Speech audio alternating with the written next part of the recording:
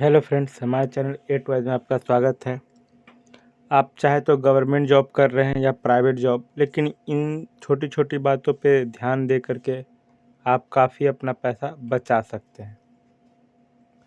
तो सबसे पहला चीज़ है कि जब कभी भी आपको किसी कंपनी से प्रपोज़ल आता है या आपका कन्वर्सेशन स्टार्ट होता है कि हाँ भाई, आपको मैं रखना चाहता हूँ, या फिर आप मेरे यहाँ एज ए एम्प्लॉय, या फिर आप वहाँ जाते हैं कि मुझे आप जॉब दे दो, तो जॉब स्टार्ट करने से पहले जो भी आपके बीच में डिस्कशन होता है कि आप कितने तारीख से जॉब ज्वाइन कर सकते हो, आप क्या सैलरी लोगे, आपको क्या सैलरी दिया जाएगा, ठीक है ना, कितना आपका सैलरी रहेगा, उसके बाद टोटल सैलरी आपका कितना रहेगा यानी कि ग्रॉस सैलरी, उसमें से कितना कटेगा, मतलब कि पीएफ और ईएसआईसी कितना कटेगा, उसके बाद आपके बैंक में कितना क्रेडिट हो, ये सारा बात आपको ऑफर लेटर में लिखा होता है। अगर कोई कंपनी आपको ऑफ़र लेटर देने के बाद से अगर किसी भी तरह का गड़बड़ी करता है, सैलरी नहीं देता है, सैलरी काट के देता है, या ऑफ़र लेटर दे करके आपको ये नहीं करता है, तो इसी ऑफ़र लेटर के आधार पे आप उस पे लीगल एक्शन ले सकते हैं। तो ये हुआ ऑफ़र लेटर, जो कि आपको जब कभी भी ज्वाइनिंग से पहले ही मिलता है। अच्छे कंपनी आपको ओवर द मेल पे ही दे देंगे, इसके लिए आपको आने जाने की ज़रूरत नहीं पड़ता है। हार्ड कॉपी आपको बाद में दे दिया जा सकता है, या अब हार्ड कॉपी एकदम ना के बराबर चलता है, क्योंकि अब ईमेल वाले को ही ज़्यादा प्रायोरिटी दिया जाता है। ठीक है, तो ऑफ़र लेटर हमेशा आपको जॉब के पहले मिले, चाहे 1 महीना पहले मिले, 1.5 महीना पहले मिले, 10 दिन पहले मिले, 15 दिन पहले मिले, ताकि उस ऑफ़र को आप पढ़ करके समझ करके अच्छा लगे, तभी आप आगे उस कंपनी के साथ बढ़ें। ठीक है, और जैसे मान के चलिए ऑफ़र लेटर आपको मिल गया, कंपनी पसंद आया, कंपनी के सारे नियम और शर्त आपको समझ में आ गए, आपने कंपनी को ज्वाइन कर लिया। ऑफ़र लेटर अच्छी कंपनियां हमेशा आपको पहले देगी। वो कंपनियां जिनके अंदर कुछ चोर छुपा हुआ है, जो कुछ आपके साथ छल कपट करना चाहते हैं, वो कंपनियां आपको ऑफ़र लेटर जल्दी नहीं देते हैं। दूसरी बात हुआ कि अगर मान के चलिए आप कंपनी ज्वाइन कर लिए हैं, ठीक है, आपका फर्स्ट मंथ का सैलरी आ गया, तो बहुत सारी कंपनियां तो ऑन टाइम पे ही सैलरी दे देती हैं और उससे ही पहले सैलरी स्लिप दे देती हैं। तो सैलरी स्लिप अपना ऑफ़र लेटर को अच्छे से रखिए, हमेशा काम देगा नई जॉब में जाने के लिए आपको कहीं पे भी। ठीक है, ये ऑफ़र लेटर बहुत ही काम का होता है। कोई नया कंपनी में जाते हैं तो वो पुराने डॉक्यूमेंट्स में आपको offer letter, salary slip, bank statement ये सब मांग सकते हैं, या फुल एंड फाइनल सेटलमेंट। तो ये हो गया ऑफ़र लेटर। ठीक है, ऑफ़र लेटर ख़त्म। ऑफ़र लेटर हमेशा आपको जॉब ज्वाइन के पहले ही मिलता है, और इसे प्लीज़ अपने पास में रखें। सैलरी स्लिप में आपका सारा डिटेल्स होता है। सैलरी स्लिप में ये डिटेल्स होता है कि आपने कितने दिन काम किया है, ठीक है, और कितने दिन काम किया है, और आपको क्या क्या पैसा मिल रहा है, जैसे एचआरए बहुत सारा होता है, अलाउंस, ठीक है ना, बहुत सारे जो भी आपका स्ट्रक्चर होता है, सैलरी स्ट्रक्चर, वो सारा सैलरी स्लिप में ही होता है। उसमें आपको ये भी बताया जाता है कि आपका टोटल सैलरी कितना है और आपके बैंक में कितना क्रेडिट हो रहा है और आपको के सैलरी से क्या क्या काटा जा रहा है। तो लगभग लगभग सभी के सैलरी से 2 ही या 3 चीज़ काटा जाता है। सबसे पहले कटता है आपका पीएफ, ये तो ऑलमोस्ट सारे में मैंडेटरी है, अच्छी कंपनी आपको पीएफ डिडक्ट करेगी। और ईएसआईसी, पीएफ आपका 12% रहता है सैलरी का, और ईएसआईसी लगभग करीब वही 2 से 2.5% रहता है। ठीक है, तो सैलरी स्लिप को भी आप अपने पास में अच्छे से रखें, ताकि कोई दूसरी कंपनी में जाइएगा तो आपको तभी उतना सैलरी मिलेगा जब आप ये सब एविडेंस उसको सबमिट कीजिएगा। उसके बाद आता है ईएसआईसी। मैं जहाँ तक कि इस ईएसआईसी को समझ पाया हूँ, उसी आधार पे मैं बात कर रहा हूँ कि वैसे तो सारी कंपनियां ईएसआईसी देती हैं, लेकिन इसका बेनिफिट 100 में से 10 या 20 ही लोग उठा पाते हैं। इसके पीछे का रीज़न क्या है कि कंपनियां आपको हर वो चीज़ सिखाएगी जो उनके काम का है, उनके ज़रूरत का है। उस चीज़ के बारे में कभी डिस्कस नहीं करेगी जो आपके ज़रूरत का है, जिससे आपका कुछ पैसा बच सकता है। आपसे ज्वाइनिंग के लिए हर डॉक्यूमेंट मांग लेगी, ठीक है, आप दे भी दोगे, लेकिन कभी वो ऑन टाइम आपको ईएसआईसी कार्ड बना के नहीं देते। मैंने ऐसा एक्सपीरियंस किया है। अगर आप ईएसआईसी कार्ड बना भी गया है, आ भी गया, तो फिर आप इसको यूज नहीं कर पाते, क्योंकि आपको आइडिया ही नहीं होता कि ईएसआईसी कार्ड यूज़ कैसे करते हैं, यूज़ करने के लिए क्या क्या करना पड़ता है। तो ये सारी बातों को आपको समझना पड़ेगा। अगर नहीं समझिए तो नुकसान इसमें आपका है। ईएसआईसी कार्ड कैसे काम करता है? अगर आपके घर में कोई भी फैमिली मेम्बर डिपेंडेंसी है, तो अगर वो बीमार उमार पड़ते हैं, तो उनको क्या है कि आप ईएसआईसी हॉस्पिटल में कस्टमर केयर से बात करके, या आपके एरिया का जो भी आपका ईएसआईसी हॉस्पिटल, वहाँ जाके आप इलाज करा सकते हैं, ठीक है। आप इमरजेंसी केस में भी इलाज करा सकते हैं, बाकायदा आपको एक कस्टमर केयर को कॉल करना पड़ता है, ठीक है। अभी बताते हैं ईएसआईसी कार्ड का सबसे इंटरेस्टिंग बात।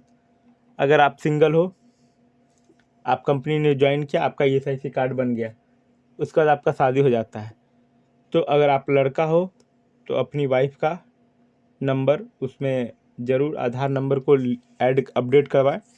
अगर आप लड़की हैं तो आप अपने हस्बैंड का नंबर अपडेट कराएं। अगर आप नहीं कराएंगे, सब कुछ होते हुए भी आप इलाज का पैसा क्लेम नहीं कर सकते हैं, और ना ही उससे ये ले सकते हैं, इलाज करा सकते हैं। और मम्मी पापा का जो भी आपके डिपेंडेंसी, उन सारे लोगों का आधार नंबर अपडेट कराइए, नहीं तो आपका ईएसआईसी होते हुए भी आपका पैसा नहीं बचेगा, आपको हॉस्पिटल में पे करना ही पड़ जाएगा। तो ये बेसिक बेसिक जानकारी है जो काफ़ी काम करता है। अभी तक मुझे दो दो कंपनी दो दो दो नहीं 3 कंपनी ने ईएसआईसी कार्ड दिया बना करके, भले जैसे जैसे मैंने लिया, लेकिन यूज़ मैंने भी कभी नहीं किया। 3 कंपनी में मैंने कितना साल काम किया, एक कंपनी में मैंने करीब 1.5 साल काम किया, दूसरे में 1 साल, तीसरे में मैंने 3 साल। तो मोटा मोटी मैंने 5 साल ईएसआईसी वाले को पे किया, but use at the end of देखा जाए तो मैं 0 किया, क्योंकि सबसे पहली बात कि ये सब चीज़ की तो मुझे नॉलेज थी ही नहीं, और ना ही मुझे किसी ने बताया। तो सब कुछ होते हुए भी, और जब मेरे को जब यूज़ करने का टाइम आया तो मैं यूज़ नहीं कर पाया, क्योंकि वो बोला कि आपके फैमिली मेम्बर्स का आधार नंबर अपडेटेड नहीं है, लिंक नहीं, इसलिए आप यूज नहीं कर सकते हो। उसके बाद आते हैं पीएफ, यानी प्रोविडेंट फंड। जी हाँ दोस्तों, जितना छोटा सिंपल लग रहा है उतना ही टेढ़ा है। मुझे गवर्नमेंट से ये कहना है कि भैया, आप लोग ऐसा नियम कानून क्यों बनाते हो? आपका कोई भी इन्फॉर्मेशन गलत है तो आपका पीएफ जमा होता रहेगा। गलत इन्फॉर्मेशन में पीएफ जमा हो जाएगा, लेकिन आप ही का पैसा अगर आप निकालना है तो वो नहीं देंगे। बोलेंगे क्या कि आपका तो इन्फॉर्मेशन गलत है। जब मेरा इन्फॉर्मेशन गलत था तो आपने पीएफ क्यों जमा कर लिया? तो अगर आपका पीएफ है तो प्लीज़ अपना पीएफ नंबर जाने। अब तो पीएफ नंबर नहीं चलता, आप यूएएन नंबर चलता है, जो कि आपको सैलरी स्लिप से ही मिल जाएगा। आप अगर न्यू ज्वाइनर है तो 1 से 2-3 महीना में हार्डली, मतलब 3 महीना जाता नहीं है वैसे किसी केस में, ठीक है, लेकिन फर्स्ट से सेकंड मंथ में आपको पता लग जाएगा यूएएन नंबर जैसे ही मिले, तो उसमें मिलने के बाद आपको ये सब अपडेट कराना पड़ेगा। आधार नंबर केवाईसी कीजिए, ठीक है, मतलब उसको इन्फॉर्मेशन फिल कीजिए आप, आपके जो भी एचआर हैं उसको अप्रूव करेंगे। बैंक डिटेल्स आपको उसमें फिल करना पड़ेगा। बैंक डिटेल्स में क्या हो सकता है, बैंक अकाउंट, नाम, आईएफसी कोड, ये सब आप एंट्री कीजिए, उसको भी वो लोग अप्रूव करेंगे तभी जा करके। उसके बाद पैन नंबर आपको अपडेट कराना पड़ेगा, तभी जा करके आप आगे इन फ्यूचर कभी भी विड्रॉल कर सकते हैं। और ये सब आपका सारा कुछ किया रहेगा तो आप पीएफ का पैसा कभी भी विड्रॉ कर सकते हैं। लेकिन ये जो कुछ भी मैंने इन्फॉर्मेशन शेयर कर रहा हूँ, अगर ये सब नहीं किया हुआ है तो आपको कितना भी इमरजेंसी पड़ जाए, आप अपने पीएफ का पैसा नहीं क्लेम कर सकते हैं। ये तब तक आपको नहीं मिलेगा जब तक ये सारा काम आप करवा नहीं सकते हैं। और ये सारे काम कराने में कम से कम आपको 1 सप्ताह से ज़्यादा का समय लग जाएगा। तो प्लीज़, अगर आप किसी प्राइवेट कंपनी में जाते हैं, ज्वाइन करते हैं, तो ये सब चीज़ को क्लियर करके रखिए, ताकि आपका कभी भी इन फ्यूचर में प्रॉब्लम ना हो। मेरा तो बहुत ही ख़राब एक्सपीरियंस रहा है पीएफ के साथ में। उसके बाद क्या है कि आपका जो भी परमानेंट नंबर है उसको आप लिंक करके रखें, ईपीएफओ से भी, अपने आधार से भी। अगर ये दोनों में अगर नंबर चेंज रहेगा तो आप पीएफओ विड्रॉल नहीं कर सकते हैं। और सबसे लास्ट चीज़ है कि पीएफ में 2 पार्ट होता है। जैसे मान के चलिए आपके हिस्से का 100 रुपया जमा हुआ और 100 रुपया कंपनी जमा की। हालांकि दोनों पैसा अब तो एम्प्लॉय से ही काटा जा रहा है, लेकिन पहले ऐसा नहीं होता था। पहले ये दोनों अलग अलग मिलता था, जहाँ तक कि मैं जानता हूँ, और मैं प्रैक्टिकल इन्वायरमेंट में एक्सपीरियंस करने के बाद ही बात करता हूँ। तो अभी क्या है कि 100 रुपया आपके सैलरी से काटा गया, 100 रुपया कंपनी वाले ने दिया, 200 रुपया हो गया।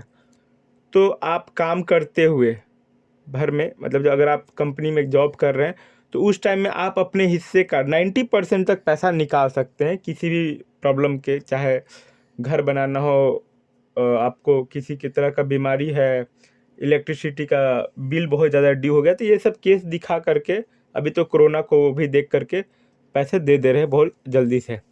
तो आप अपने हिस्से का 90%, मतलब आपने 100 रुपया जमा किया, 100 रुपया कंपनी ने जमा किया, तो आप कंपनी वाले हिस्से को तो नहीं निकाल सकते, लेकिन अपने 100 रुपया में से 90 रुपया निकाल सकते हैं, पूरा नहीं निकलेगा, ठीक है। तो ये हो गया। अगर आप कंपनी छोड़ देते हैं, तो अभी क्या है कि लास्ट वर्किंग डेट, पहले ये सब कंपनी अपडेट करती थी, लेकिन अभी क्या है कि ईपीएफओ वाले को थोड़ा सा दिमाग आया है, बहुत ही लेट से आया है। तो अब ये इस चीज़ को आप मार्क कर सकते हैं। ये चीज़ मार्क करने के बाद ही शायद 90 डेज़ के बाद ही आप पूरा पैसा पीएफ से निकाल सकते हैं। अगर ये सब चीज़ें आपको नहीं पता है तो प्लीज़ एक बार इसको देखिए। मैं इस वीडियो को ज़्यादा लंबा नहीं करना चाहता हूँ। मैं प्राइवेट जॉब के ऊपर में फिर से एक दूसरा वीडियो बनाऊंगा, उसमें ज़्यादा अच्छे से एक्सप्लेन करूंगा कि कैसे हम लोग आइडेंटिफाई करें कि कंपनी अच्छी है या बुरी। वीडियो आपको जैसा भी लगा, आप मुझे अपना सुझाव कमेंट द्वारा बता सकते हैं। ये सारे चीज़ को प्लीज़ दोस्तों, अगर आप प्राइवेट जॉब करते हैं तो ये सबको अप टू डेट रखिए, नहीं तो आपके मेहनत का पैसा आपको नहीं मिल पाएगा। मेरा तो एक ईपीएफओ का पैसा फंसा हुआ है। हुआ क्या कि उसमें क्या था, जो भी ऑपरेटर था उसने मेरे डेट ऑफ बर्थ में 1995 के जगह पे उसने 1992 कर दिया। अभी वो कंपनी बंद हो गया है, ना ही मैं इसको खुद से सुधार पा रहा हूँ, ना ही ईपीएफओ वाले इसको सुधार रहे हैं, और मेरा पैसा फंसा हुआ है, और मुझे ऐसा लग रहा है कि वो डूबने के कगार पे आ चुका है। तो प्लीज़ ऐसा गलती ना करें, समय रहते चीज़ों को सुधार लें। Thank you. Subscribe now and press the bell icon. Never miss an update.